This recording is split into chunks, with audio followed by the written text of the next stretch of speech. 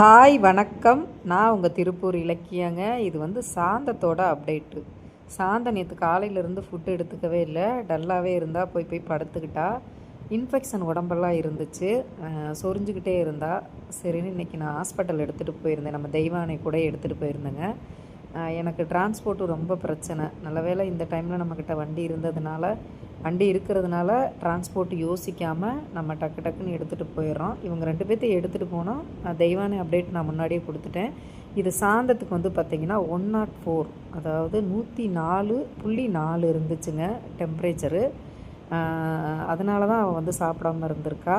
இப்போ எல்லா பக்கமும் பார்த்திங்கன்னா டிக் ஃபீவர் அதிகமாக வந்திருக்கு, சீசன் மாதிரி. தயவுசெய்து ஃபீட் பண்ணுறவங்க, வீட்டில் டாக் வச்சுருக்கவங்க, ஒரு நாள் சாப்பிட்லன்னா டக்குன்னு ஹாஸ்பிட்டல் எடுத்துகிட்டு போயிருங்க. 104, 105ங்கிறது பிரச்சனை இல்லைங்க. 106 போயிடுச்சுன்னா காப்பாற்றுறது ரொம்ப கஷ்டம். நம்ம எவ்வளோ முயற்சி பண்ணாலும் மெடிக்கல் ரீதியாகவும் சரி, எவ்வளோ ட்ரை பண்ணாலும் காப்பாற்ற முடியாது. தயவுசெய்து சாப்பாடு எடுத்துக்கலன்னா இமிடியேட்டாக ஹாஸ்பிட்டல் எடுத்துகிட்டு போயிருங்க. இவளுக்கு ப்ளட்டு செக் பண்ணி பார்த்துட்டு தான் சொன்னோம், டிக் ஃபீவர் கன்ஃபார்மு. ஒரு நாள் 2 நாள் இருக்கட்டும், ஏன்னா ஃபுட்டு எடுத்துக்கிற வரைக்கும் நம்ம ட்ரிப்ஸ் எடுக்கிறது தான் வழக்கம்.